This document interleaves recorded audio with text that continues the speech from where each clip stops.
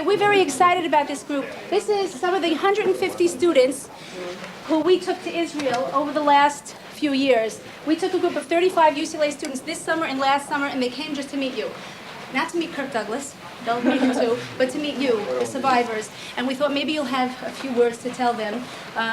They're all considering coming back to their heritage. Guy puts on tefillin every day now, which is amazing. He didn't do that before. After I shower. And this is Mihaela. Mihaela, come here for a minute. Mihaela never fasted on Yom Kippur. This Yom Kippur was the first Yom Kippur she fasted, and she's been keeping every single Shabbos since she came back from Israel, okay? I think she was at the Unger's home, your daughter's home, for Shabbos. Let's see, who else do I want to introduce here? Brian, come here, Brian. Just for a minute. This is Brian. He came, his bubby took him, he never had a bar mitzvah. And his bubby said to him, I want you to come to Israel. And so she paid for a trip. He should have a bar mitzvah in Israel. Okay? And he was so inspired, he wanted to come again. He came on that trip, and he decided after the trip to quit work on Shabbos. He used to work on Shabbos. He doesn't work on Shabbos anymore. This is Brian Brager. So I thought maybe you have a few words. Who has a few words? Obviously, I think from all the experiences that I went through and many other people went through in the camps, in Auschwitz, or as in my case, in a bunker, hidden in a bunker, there's a couple of things that I learned, and I think that this is something which we always, number one is bitochen, never give up hope, because those people in the camps who gave up hope, those are the ones who didn't come back. Those people who had hope and emunah and trust in Hashem, those were the ones who were fighting. Say, they will come, we will all be free. And only those are the ones who survived. So hope and bitochen, no matter what the situation is. I know many of us go through good times, bad times, and through the years that I've lived here in America right after the war, I also went through good times and bad times. And I usually say when I go through bad times, I always have one thing I always say to myself. Was it better in the camp? Was it better in Auschwitz? Was it better in the bunker? So when I look back and I say, what's so bad? Whatever is bad, tomorrow is another day. So I think that these are the few points. Bitochen, hope, and always to be mistapik b'mu'et. Whatever you have to be happy with it, because it was not better in the time of Tzoris. I am a survivor for many years. I'm one person left maybe in this world by surviving over 5 years, 18 camps. You name it, I have been in. Just one thing. When I went to the camp, when I was caught by the Gestapo, and as you know, there was here a war, was not a regular war, it was a Hitler war. So they took me that time to a prison. There was no camps yet. Later on, they started to build the camps. Just one thing. When they caught me and I left my parents, and I went with a destiny, and I said to my parents, I want for many children. I have younger sisters. The younger sisters remained with the mother. I was in that time 21, a little over. And my mother said to me, Max, they call me by my Jewish name, Menashe. She said to me, listen, you're older than 18. The children, I have to hold them the smaller. It's a war. What is going to be? I don't know, you don't know, nobody knows. We don't know today what's going to be tomorrow. It was a very simple saying. Whatever you decide, God should be with you. And this is the time when I left my parents. I never seen them since that time. Also, when I came to the camp, and many people started to come, and we started to talk. And everybody used to say, it's not good. I said, if it's not good, I know. You know too. If it would be good, you wouldn't be here. So one thing what you have to remember, we have to live what we are, what we have been born. We have been born Jewish. We have been born with the Jewish faith. We have to believe in God. God is above us. How much is going to protect us? Who knows? Just don't give up. To giving up life, very easy. Everybody can give up life. Just you have to fight for every minute, for every day. Also, you have to be prepared to make decisions. Sometimes it happens a split of a second. Just don't give it up, live with betuchen. That means with hope. And if you're going to give it up, what is good about it? Miracles are happening. As you see, and I stay here, that I believed in God. I'm not a real Orthodox. Just I'm in tradition, what I'm born, I'm going to stay with it. I believe in God and miracles. And God, help me by the miracles that I'm here today to speaking to you. Thank you.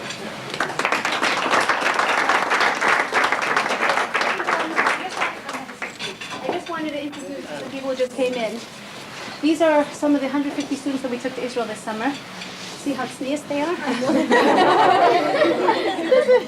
I just want to mention, this is Brandon. I don't know if you remember him from last year. He came on our last year's trip, and he's on his way to Or Sameach, which is very exciting to go learn. And I wanted to meet you to some finished products, if I could.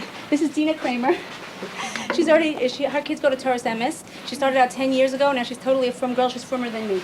And this is Lori Kramer, her sister-in-law, who we met separately, and she also became frum. And you have pictures of your kids? We do. You see, we're very clear. We're very clear with our students that we want them to come here. She keeps Shabbos, she keeps kosher. She's a totally frum girl, and she works for the Federation. Okay, just want you to meet her. Who else is here? Robin Shanik and Stephanie Ash. Andrea Freeman, come here just for a minute. This was not easy for them to come and do this. Come here. Andrea Freeman, I have to brag like her mother would. She's a doctor, and she's a psychiatrist, an MD and PhD, right? Right. Okay, so be careful what you say. She became also, she was not religious when we met her, and now she's a frum woman, lives right in our community. These two young ladies, if you know a nice boy for them, they're also, they were not religious when we met them, and now they're good religious girls, okay? And Neva, come here a second. This is Neva. She came on our trip to Israel, and she just started keeping kosher at UCLA. And I don't know if you know what a big deal it is to keep kosher at UCLA. That means her parents paid for the food already, and she's, anyways, not going to be part of the meal plan, and she eats salad. She says to me, where's the meat? Don't religious Jews eat meat? But she's in charge, and Ariella, too. There's Ariella. She also decided to start keeping kosher, and they're in charge of our kosher club. We bring kosher food to the campus every week.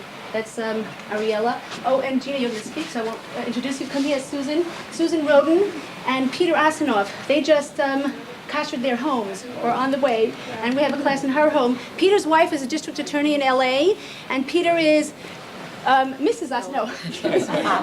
He learns every week, and he came with us to Israel also. And they're on their way. As soon as we find them kosher chocolate-covered raisins, they're going to be kosher 100%.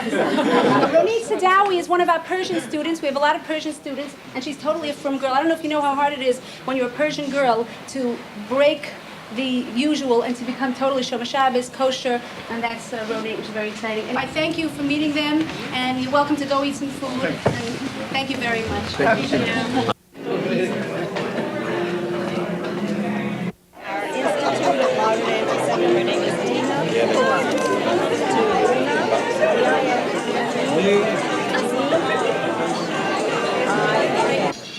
Together with my wife, Bracha, I want to welcome everyone this evening.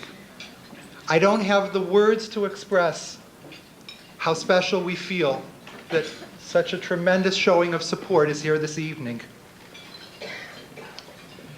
Isser Danilevich was born in 1916 to a traditional Jewish family. At age 14, he left Judaism to pursue a career in Hollywood. He would eventually become one of the greatest movie stars the world would ever know.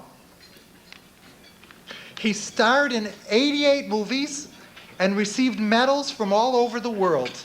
By secular standards, this man was a legend in his time.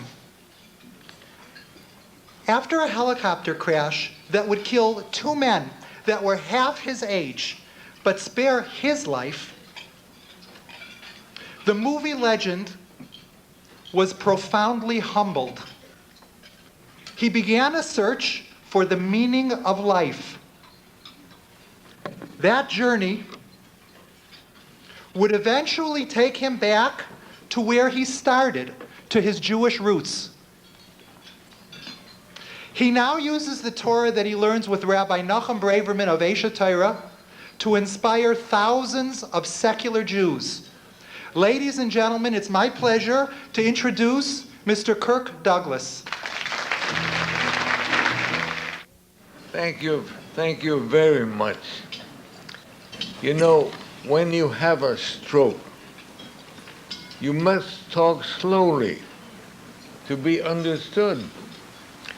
And I've discovered that when I talk slowly, people listen. They think I'm going to say something important. But I have to say something important because for the past hour and a half, I have been signing my book, The Broken Mirror, which is about a little boy who sees the atrocities of the Holocaust and he decides, I don't want to be a Jew. I hope you will enjoy reading it. But because now you are going to see a film about 5 people who were also little children in the Holocaust, who also witnessed the unpardonable atrocities, but who never for a moment wavered in their commitment to their Jewishness or in their faith in God. It's an incredibly moving film. Believe me, I have seen it last week.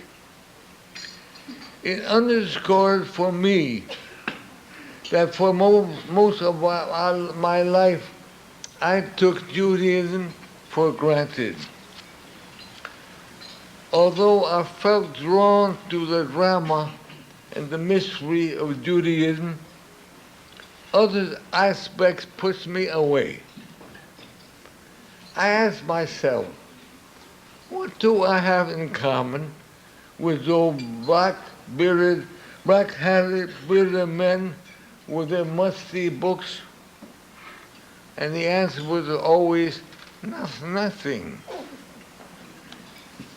But as time went on, I began to see it differently. C.S. Lewis said,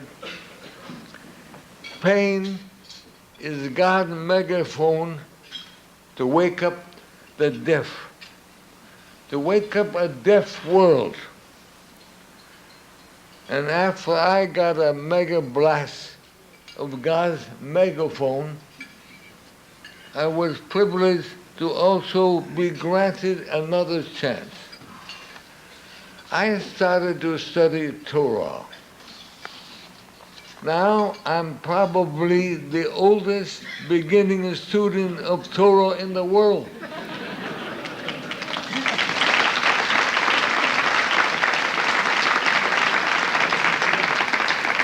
But I'm here to tell you that it's better late than never.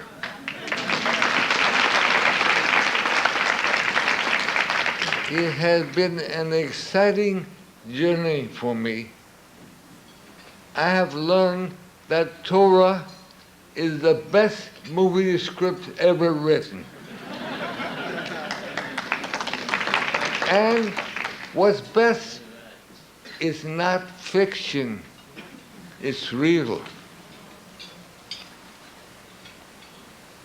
And I realize that I have to thank those people in the black hats for keeping Judaism alive for so long.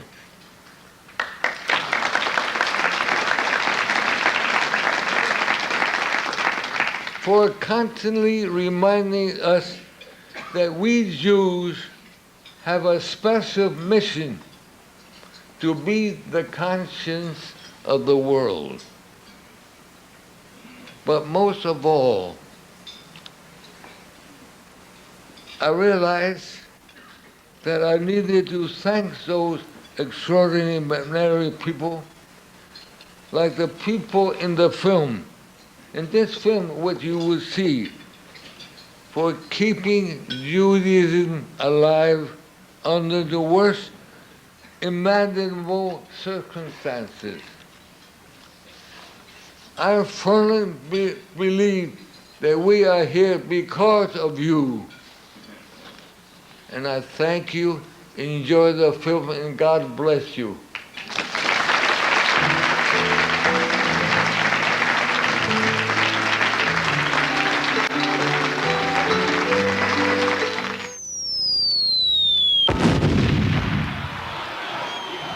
September 1st, 1939, Hitler invaded Poland. German troops marched through Europe and millions of Jews were trapped in the Nazi war machine.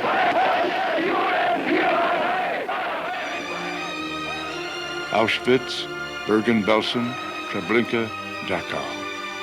The names are part of our national consciousness. Between 1933 and 1945, 2/3 of European Jewry was wiped out, herded into ghettos, stuffed onto cattle cars, in gas chambers, in death marches, in crematoria ovens. The horrific brutality practiced by the Germans against the Jews was not of this world.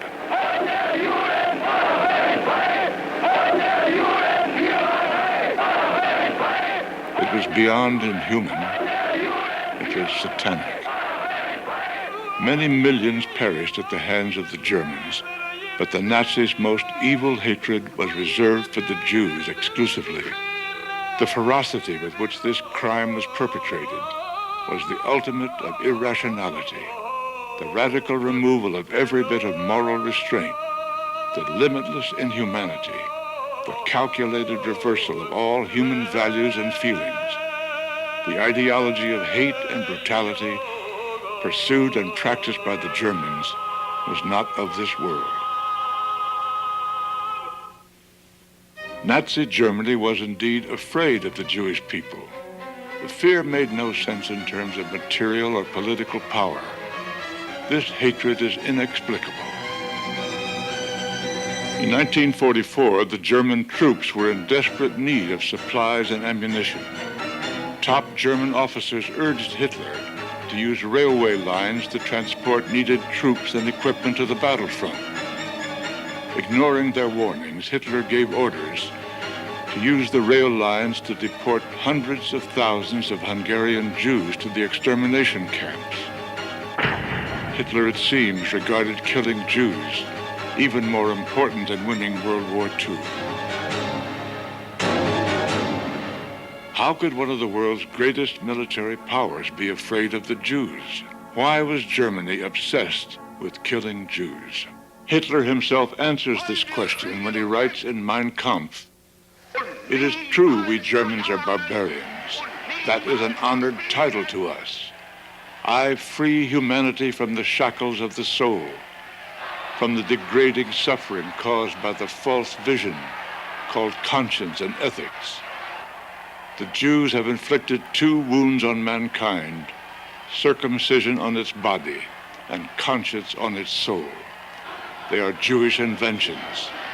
The war for the domination of the world is waged only between these two camps alone, the Germans and the Jews. Everything else is but deception." The purpose of the Nazi war was to dethrone God. These 5 individuals would not allow God to be dethroned. They held fast to their faith in the midst of the Nazi inferno. To these and all the heroes of the Holocaust who kept their faith, we salute you and dedicate this film. But I do recall the wonderful times that we had. Like, for instance, Shabbos morning, going to shul with my father, holding his hand, sitting next to him in shul, listening to the prayers. On the high holidays, he would put the talus over me when they were duchening. I don't know how you explain that in English, but that's what he did. My mother, she was a very wonderful lady. I remember every Friday afternoon going along on errands where they were delivering food for the needy and for the sick.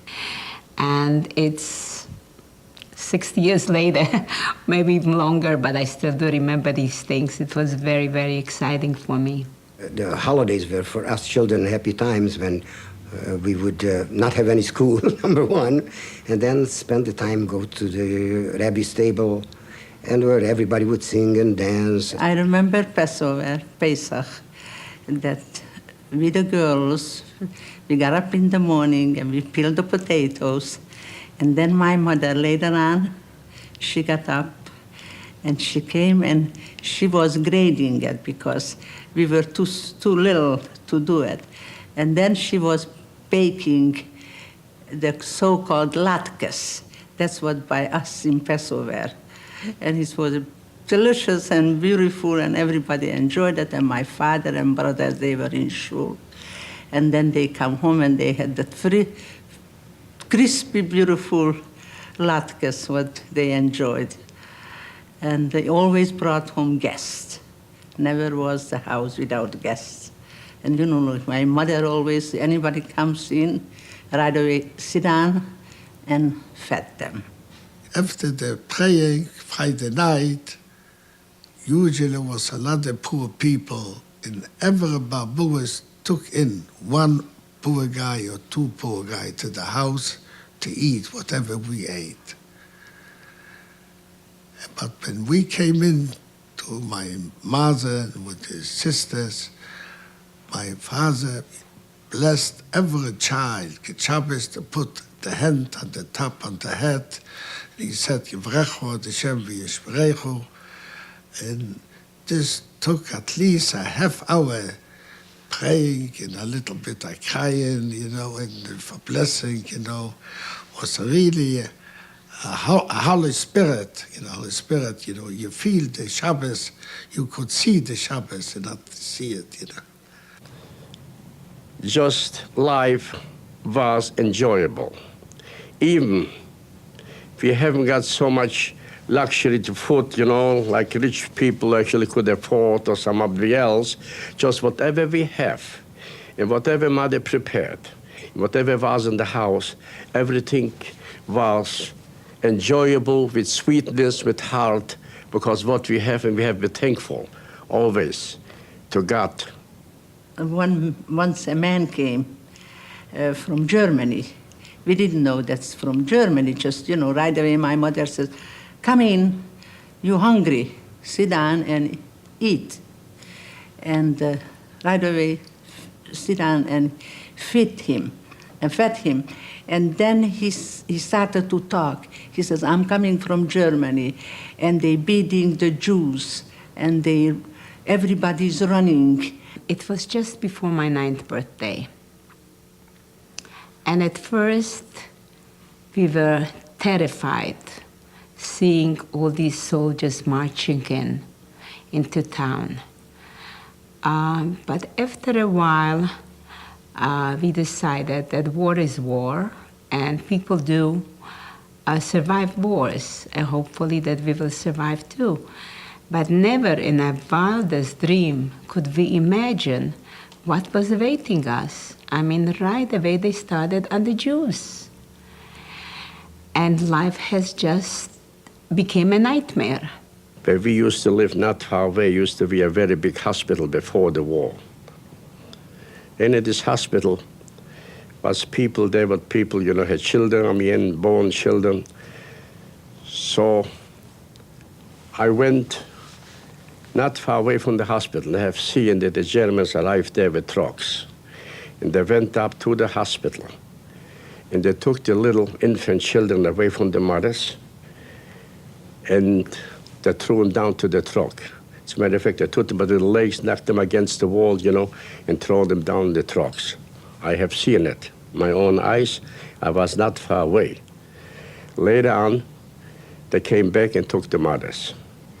When I was there, standing when they have seen on the roof, and I stayed there and I talked to myself. I couldn't scream. I couldn't help. I just could cry. I said, how can civilized nation like the German coming along and doing such a barbaric thing and taking little children and try to throw it, they just have been born, and throw them down to the trucks and kill them? How can this be? I talked to myself in my mind, the day will come, I will do anything what's humanly possible, if, to do and live for survival. And if I will survive, and I believe that in that time, and I talked that silently to myself, God, help. My father, having been deeply involved with the refugees that came from Poland, was determined not to go into the ghetto, because the decree was that the day after Passover, all Jews from Munkac have to move into the ghetto.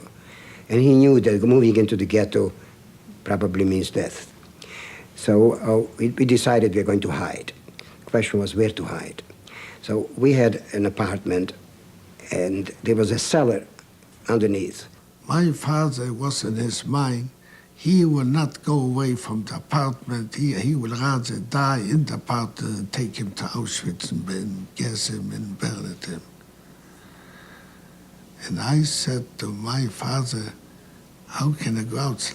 As soon as I put out my head, they will shoot.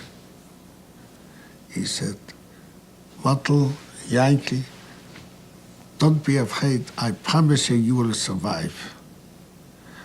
And he said to me, but be sure when you survive, you keep my youth out this and this date. He gave me the date, which I still keep, the date with youth out. And he said, my wife, my mother was staying nearby. You keep this date. About a month before Passover, we were working on that bunker to prepare it. And the plan was for two of our families to go down there. My father, my stepmother with 3 children, so we were 5. And then my uncle and his wife, which was my father's sister, and they had 4 children. So altogether we were 11 people. And the day, we still were at home at the Sidorim, at the Seder night. I remember that Seder night was something to remember, because it was sort of, you probably a Seder, you know, and you talk about we were once slaves in Egypt and how we are free. And as we were reading, we say, now we are free. Next week we have to go into the bunker, we have to go into the ghetto. And we say, now we are free. Maybe it's going to be the last Seder we will ever celebrate, but we must do something. When I was separated from my family, I was at that time 21. And then, like I said before, you know, we have children. One was younger than the other one. And when I talked to my mother, and I didn't know when I will be caught. So my mother used to say us one thing, you know. I said, Mother, I can tell you one thing. In that time when I left, I went to another city, I wanted to go over where the Russians are. I said, simple, what you're going to hear from me.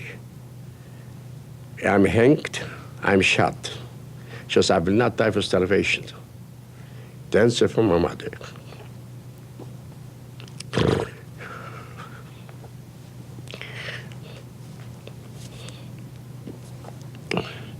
She said, Max, called by the name Menashe.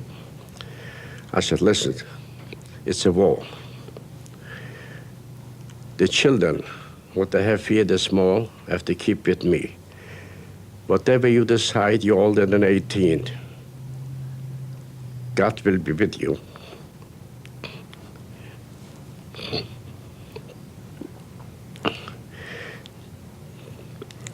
Just whatever you decide, whatever you make the decision, God will be with you and do whatever you feel.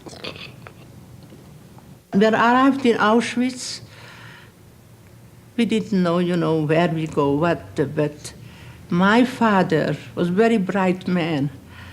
They had those, they called, drop everything and just let's separate, and in the evening we go to see each other, you going to see each other. So my father says, kinderlijk, let me say goodbye to you. We are not going to see each other anymore. I was holding on to my father's side. They separated the men and the women, and being I had no mother anymore at that time, he was holding on to my hand. Out of the blue sky, a lady comes over and pulls me from his arms and takes me to the lady's side. I don't know who she was, and I never met her before or after that. But I see God's hand in that. If it wouldn't be for her, I would have gone directly to the gas chamber with my father. We prepared some food, which was probably enough for 4 or 5 weeks. Once the 4 or 5 weeks were gone, we were really starving. And we started to ration. We found, for example, in the beginning, we had a bag of barley, raw barley. So my father started to ration the barley. Everybody got 3 barleys a day with water. Water we had plenty. And we had one for breakfast, one for lunch, one for dinner. And of course everybody went hungry, but we had nothing else to eat. And one particular incident which I always remember is when we were almost out of anything. We had nothing to eat, just water. One day my father said, well, we have salt, we have water, what are we going to do? So my father took some salt, put into the water, made a mix of salt water. And he says, you remember on every Pesach we used to have salt water and cut in some eggs and eat the salt water together with the eggs together with the salt water? Let's pretend that there are eggs in there and let's eat the salt water. We didn't have too much free time because at 4 o'clock in the morning we were already lined up, counted, and we had to go to work in quarries where we were chopping rocks. And I think Sundays, we were off because the German guards, they needed a day off. So we just sat around on our bed bunks and we were talking about our homes, about our families, about the holidays, about the wonderful food that we ate. We were overstarved. And the only way we kept going is by talking food. We just cooked with our mouth, We just kept cooking with our mouth. What our mothers cooked and what our mothers baked and what our grandmothers did. And that just kept us going. We were sleeping, the 3 barrack on those. So 14, 7 like this and 7 like that. And like we, the 3 sisters, everybody wanted to sleep next to my mother, my little sister. It was sometimes we said maybe would be better if we wouldn't be together, because we had a little bread, didn't know who to give, my mother or the little sister. Then I felt bad that I slept next to my mother and that I didn't let my sister sleep next to her. And then you heard just crying, everybody was crying. Everybody cried all night, they were crying for the Rabbeinu Shalom, help us. While we were in the bunker, we had, a number of times we had several dilemmas, how to handle things. One of the dilemmas came up when little children who were 3-4 year olds, and we knew that the Gestapo moved in upstairs into the apartment, and they are there, and we had to be very, very quiet. And we told them they have to be very quiet, but a baby starts crying. What do we do when a baby cries? So we decided, if a baby cries, we just put a pillow on his head to make sure that his voice is not heard. And if he doesn't stop, whatever will happen. If we can't sacrifice 10 people for their one baby, unless the baby will stop crying, we just have to keep the pillow there, even if, God forbid, the child cannot continue. And this was one of the big dilemmas, but they were so trained already, the children, that they understood that you got to be quiet. It's We got to save our lives. We got to be quiet, not to be heard upstairs. And we were able to do it for 3 months, to be there and not to be caught. We always believe in praying, in davening. We believed in God. Even we saw the gas chamber with the chimneys go, the back smoke and everything. It's unbelievable. We prayed a lot. Of course, we didn't have a sitter to pray with. We had nothing. We had no possessions. We didn't even have underwear. We didn't have a sweater. We had a striped uniform. That's all, in the bitter cold of Poland. We had nothing. But we remembered our prayers by heart. And you don't have to pray in a prayer book. Just pray to God.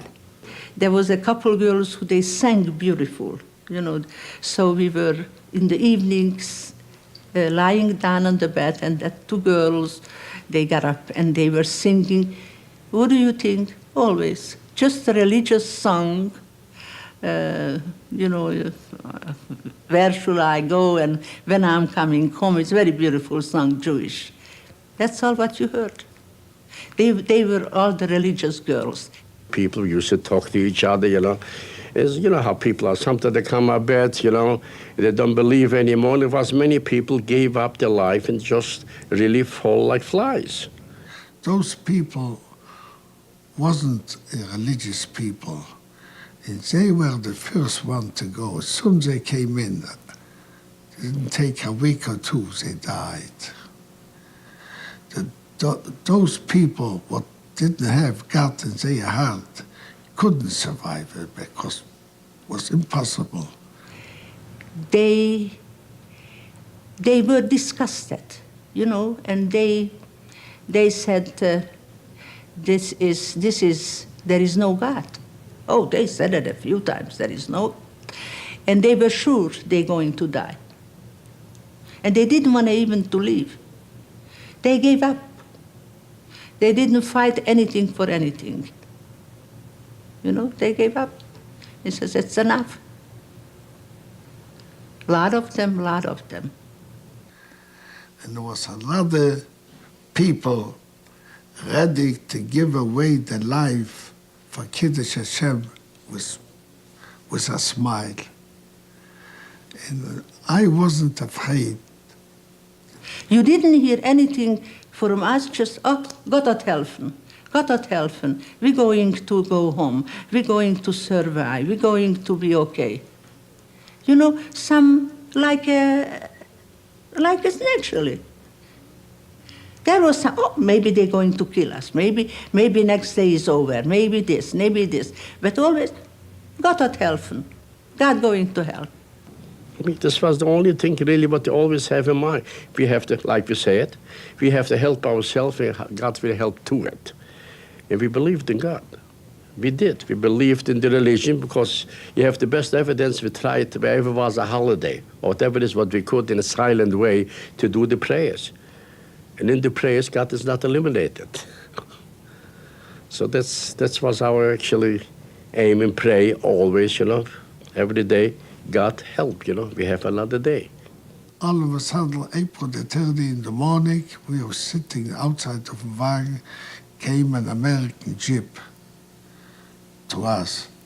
And I was there, and he asked, who speaks Yiddish? It was a jeep with 4 soldiers, one was a captain, they all were Jewish. And this is the first minute where we got liberated. And I said to him, are you a Yuanuva? Because I couldn't believe it. How else can he come if he's not a Yuanuva? We couldn't believe it, but this was. And those SS, they didn't run away. They were still with the machine guns watching us till they came later on. And he gave me a pair of tefillin. And I still have those. My daughter knows I still had the tefillin. And the same day I put on the tefillin the first time after a year. General Eisenhower came in right away to us, and he asked what we need. The main thing was that we need a kosher kitchen and a kosher food. 3 days later, we got everything what we asked for it. So we were bounded, wasn't a week from the liberation. We were already back to the religious. If God created a world, and He guides the world, and He brought on us a holocaust which we couldn't understand, which we still can't understand. And I don't think anybody could find a real answer to that. How could so many good people die? Does it mean that because we don't understand it, that it's not true? We don't understand the plane flies and it flies. We don't understand how God guides the world. But that's the way He guides it. He knows what He's doing. He has a plan. Everybody asking, how did you survive, you know? They asking, how? It's very hard to answer it. You know, hard to answer it, that how the belief or but again, God helped me, gave me the sense. I think so. I always believed God, miracles, and always, like my parents used to say, God will help us. It looked like that God helped me. And I believe in God and I believe in miracles. And that's what I'm here today. And in our darkest hours, my father always told us we should believe in Hashem, that He will not let us down. And after the war, sometimes I thought, why don't we just throw everything away? There is no God, it's impossible. But then we felt that by doing that, we are only going to play into Hitler's hand. He wanted to kill the Jewish people. This way he's going to kill the Jewish people, because if we throw away religion, there is not going to be any Yiddishkeit, any Jews left. Like I said in the beginning, when the war broke out, what I have seen about those little infant children, if God is going to give me my life, only thing what I'm going to do, I do everything what's humanly possible.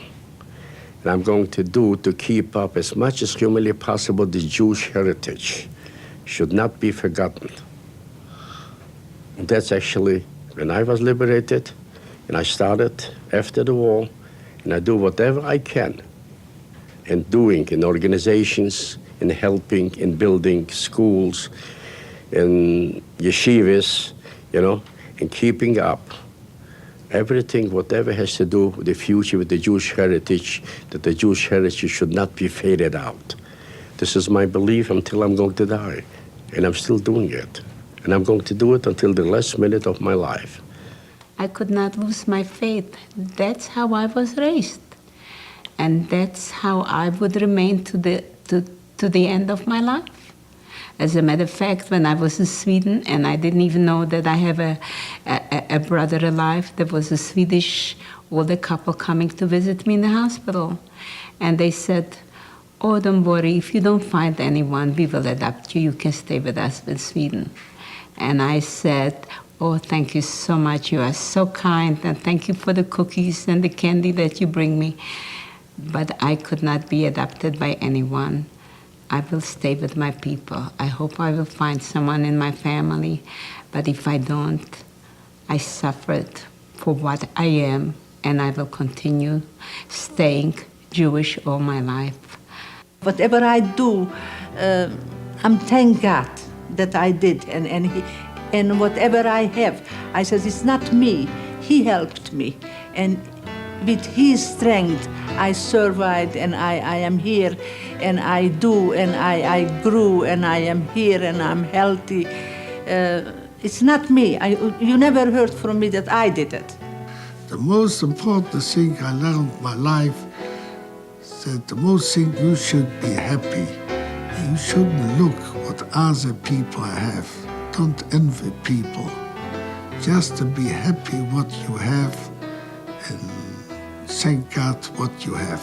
Don't look up, look down. Some other people have less or worse off than you are.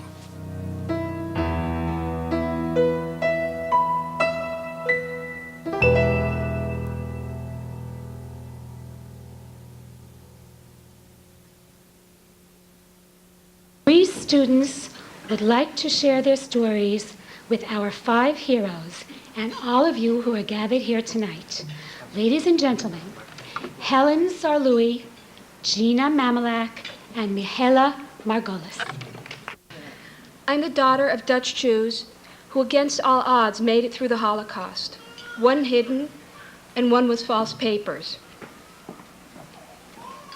Leaving Holland orphaned after the war for a country where they knew no one, had no community, but were afraid.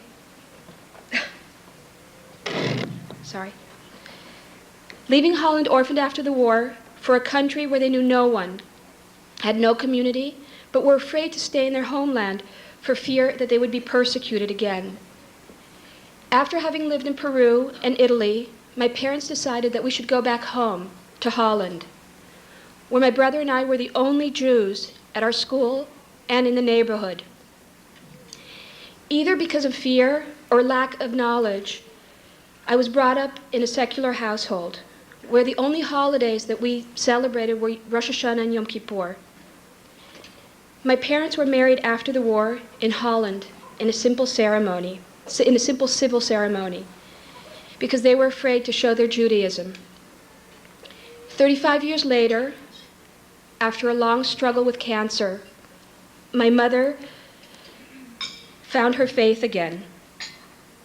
A rabbi from Holland came to visit us in Los Angeles. As my mother lay on her deathbed, too weak to stand, with my father at her side, they were married under a chuppah. I will never forget what this meant for her, for my father, or for myself. Here, I'm getting remarried in 2 weeks. I am getting married under a chuppah, in a ceremony officiated by Rabbi Zeret, in accordance with Torah law.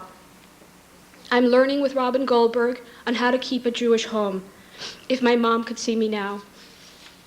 I have 2 children of my own who I want to teach Yiddishkeit to. My mother's no longer here to teach me. I have to reach out and learn myself to be able to teach them. Thank God, I do have community and I do have the resources now. I'm not afraid of showing my Yiddishkeit. I just don't know how. But because people like my parents and the honorees tonight, who had the strength and the courage not to give up, there are people like Bracha Zeret and Ashreinu who I can reach out to find someone to come to my home to learn with my children, and have Rabbi Goldberg come to my house and teach myself, my fiancé Howard, and my friends all the things that my mother didn't have the time to teach me. Thank you all who had the strength to go through what you went through and still kept the passion for Judaism, so that I, my children, and future generations can still learn, if my mom could see me now. About 6 months ago, we felt a small earthquake in the middle of the night.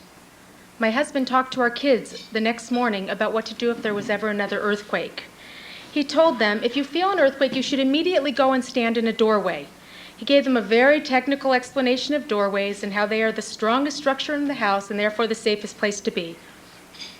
Our 5-year-old daughter immediately stopped in and said, "No, Daddy, that's not the reason we go to the doorway in an earthquake. It's because the mezuzah's there." Our daughter's comment touched us in a very powerful way because true Jewish spirituality was still very new for us. I grew up a Reformed Jew in a wonderful family with a very strong cultural Jewish identity. But I didn't really ever understand why people had to go to shul, eat certain foods, or dress in a certain way. I personally felt inconvenienced by the Jewish rituals, and they lacked meaning to me. Having children was a major turning point in my life. I knew that as a parent, it was my job to instill values in my children and to help them search for meaning in their lives. I tried to figure out what life would feel like for my kids growing up in this era, in this time, in this society. It was clear to me that status, self-absorption, and a complete lack of concern for others had really become the norm in this world. It was our 5-year-old daughter again who was responsible for a very defining moment in my decision to learn more about my own spiritual heritage. One night, as I was putting her to sleep, she turned to me and asked, "Mommy, why do people have to die?" Her question really surprised me, and her question really forced me to think. At that point, I was already a practicing attorney, my husband a practicing neurosurgeon, yet neither of us were able to answer a question like that one. Our Ivy League educations couldn't help us in the face of one of life's most profound and important questions. We both lacked the spiritual and religious understanding of how to respond to our daughter.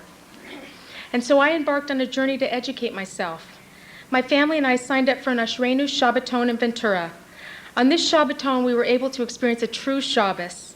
The davening was done on a beginner's level, and there were learning sessions with rabbis and rebbitzins. I will never forget the 15 Beis Yaakov girls who helped with babysitting that weekend. With strong religious upbringings, these 17-year-old girls were already filled with a level of serenity, kindness, and dignity that I had never seen in girls their age. These young women were not superficial, they were not self-absorbed. Chesed and doing for others seemed to fill them with purpose and a way of life for them. A way of life preserved for them and handed down to them by people like those honored here tonight. Since then, I've taken many Ashrenu courses, and just 2 weeks ago, I went on another Ashrenu Shabbaton in Hancock Park. To be a guest in the home of an observant family is itself inspiring, where particularly on Shabbos, absolutely nothing is taken for granted, where every act involves acknowledging and appreciating that which we have rather than focusing on what we don't. My family and I continue to slowly incorporate more halacha into our daily routine, and it has indeed been a long journey requiring time and tremendous dedication. Even learning to read Hebrew was such a struggle for me. After years of education, going back to a first grade level was very humbling. But now, being able to say the Shema in Hebrew to my children at night means the world to me, and hopefully to my children as well. I am proud to say that we just enrolled our children at Emek, an Orthodox Jewish school in the Valley. This was a very difficult decision for us, but the rewards have really been overwhelming. To those heroes whom we pay tribute to here tonight, we honor you and your unrelenting faith in the darkest of times.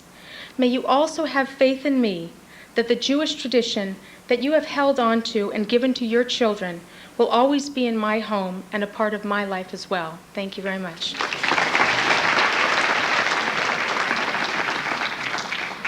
Good evening. My name is Mihaela Margulies, and I'm a student at UCLA. I'd like to talk to you about my great-grandmother Miriam. She's someone I never knew, but lately I feel as though she's speaking to me. Who was this woman I've heard so much about, the rock of our family, who endured many hardships for the survival of her future generations? Great-grandma Miriam came to this country from Poland in 1888. She was 18 years old. She got on a boat with her 8 siblings, not knowing if she'd ever see her parents again. It was Miriam's dream which carried her to a land where she'd heard the streets were paved with gold. What was it about this country that she fought so hard for, almost losing her life for that one chance on American soil?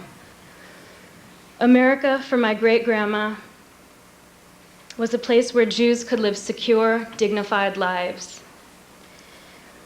with equal access to education and financial prosperity. I stand here before you, one of Miriam's 9 great-grandchildren, and I'm very sorry to say that 8 of the 9 have intermarried. Could she ever have imagined that assimilation would go this far? I wonder how she would feel now. Great-grandma Miriam, has this family lived up to your expectations? We have succeeded in so many ways since you brought us here, given opportunities you could never have imagined. But what was your American dream? You surely wouldn't have turned to such a dream if you knew it would be at such a price. I grew up in a beautiful home in Connecticut and attended a well-known prep school.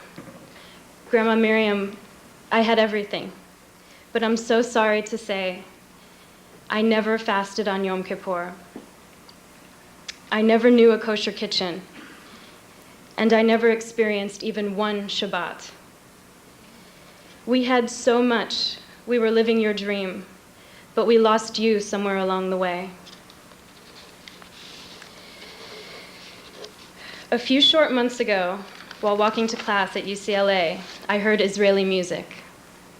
I walked over to Heshi Meralis and his band, playing for Ashreinu, and before I knew it, I was asked to join the Ashreinu group in Israel. I remember the event so vividly. I think great-grandma Miriam was watching over me that day. The next 2 months were spent dodging calls from Bracha Zaret. Knowing the Israel opportunity was too good to pass up, but hesitating because of so many other responsibilities here at home. Finally, she asked me to join her and Cassie Alter for a women's learning group with Rabbi Goldberg. I agreed. The classes took me by surprise because the Jewish learning was so practical. It went without saying that I needed further learning in Israel, but what shocked me was that I actually wanted further learning. Through the summer trip to Israel, I found something which had been lost in my family for 4 generations. I am so happy to say that I will not let it go. I have found a dream. Thank you, great-grandma Miriam, for guiding me toward your dream. Stepping onto Israeli soil for the first time this summer, I heard your voice. I joined Ashreinu with 35 other UCLA students to learn in yeshiva for 4 weeks. Since my return, I've heard your voice every Shabbat. This year I fasted on Yom Kippur for the first time. I've been learning with 25 other UCLA students weekly, and it has been through this incredible community that I have been and continue to be inspired. Great-grandma Miriam, I hear your voice through families that I've met, like the Zarets, the Gottesmans, the Horowitzes, the Kleins, the Shapiros, the Uris, the Byrons, and the Ungers. And as I stand in awe before these 5 survivors tonight, I hear your voice loud and clear. Great-grandma Miriam, I promise you and every one of these survivors that your struggles were not in vain. Our beautiful Jewish heritage will continue with me. Thank you. She didn't tell me she dodged my calls. How you doing? Okay, anyway. Isn't she amazing? Okay. Can you hear me? Okay. Before we close our evening, and one of our survivors makes a few closing remarks, I want to give some good news to our survivors and all you gathered here to honor them. The triumph is young Jews are coming back to Judaism. If I could have the lights, please, the house lights up. I call a few Ashreinu students who are coming back to our Jewish heritage to join me on the stage to pay tribute to our survivors. Are the house lights up? I ask the students to please come to the stage so we can pay tribute to our survivors. All UCLA students and students of Ashreinu who come to Ashreinu classes and feel they're growing and Ashreinu is making an impact on their lives. People who are keeping kosher, starting to keep Shabbos, who come to our classes weekly, who are learning and growing.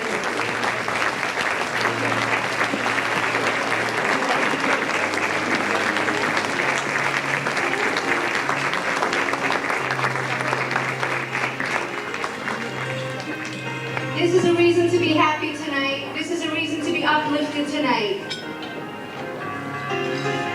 To our survivors, we pledge to continue reaching out and spreading Torah Judaism.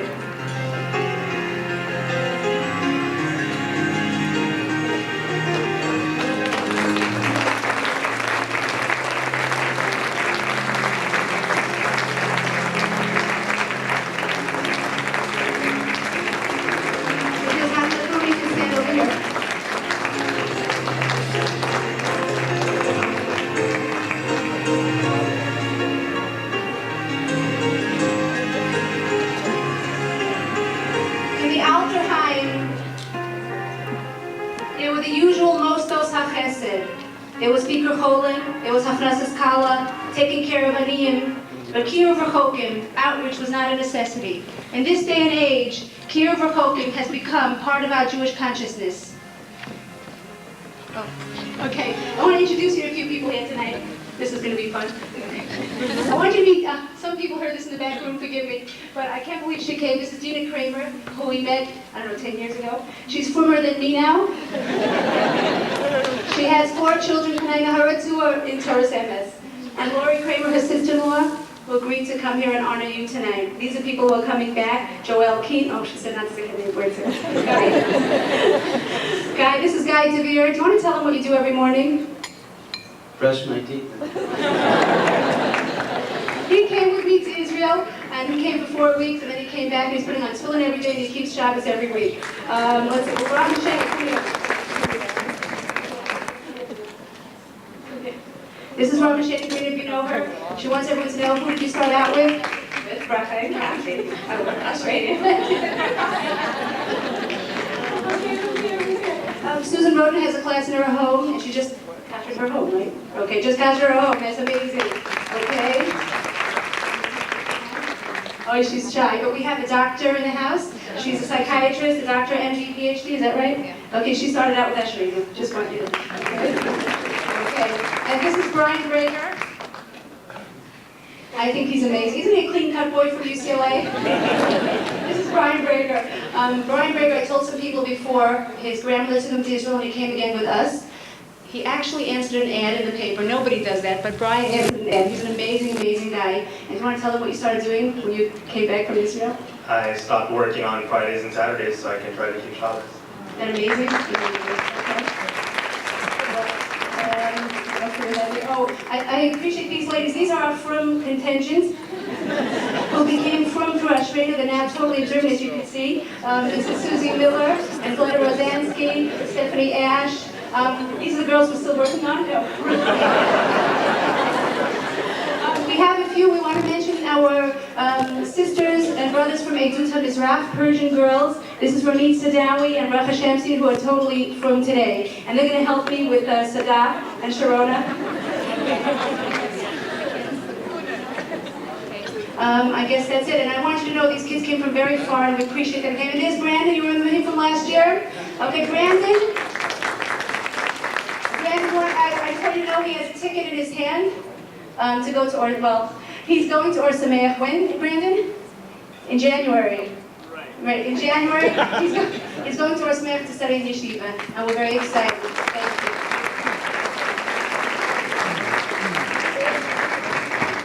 I'm going to ask all the students to stay here, and I'm going to introduce a representative of our survivors, Mrs. Gloria Unger, to say a few words to us and close our evening.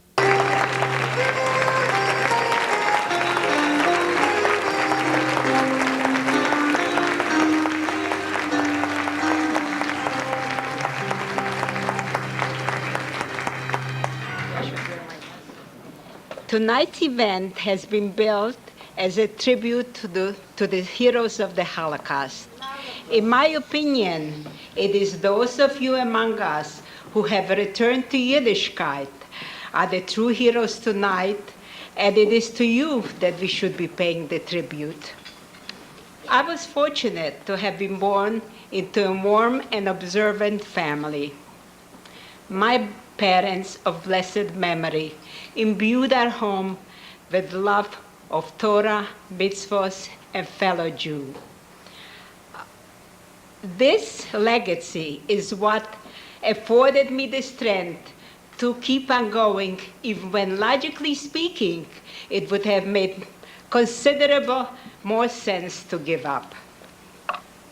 Many of you here with us tonight were not so fortunate as to have been brought up in this kind of environment. Like our forefather, Abraham Avinu, who was not brought up knowing how to serve Hashem, you have come to the decision to become observant Jews. You have made difficult changes in lifestyle and mindset in order to become observant. And for this, you deserve our respect and admiration. The Holocaust took place over 52 years ago. Each and every day of life that God has given me since has been a very special day. The Rebbeinu Shel Olam has blessed me with a wonderful life, and I'm very happy, and has given me much naches from our wonderful children and grandchildren. I'm very happy to have this opportunity to thank Hashem publicly for saving my life, for saving the life of my wonderful and loving husband, and for saving the life of my only surviving dear brother, Jack. I would also like to thank my wonderful sister-in-law, Gita, my sister-in-law, Susan and Armand, and my wonderful nieces and nephew, my wonderful friends that are here tonight, my relatives, and all of you who have come here tonight to work in this wonderful endeavor. Thank you so much.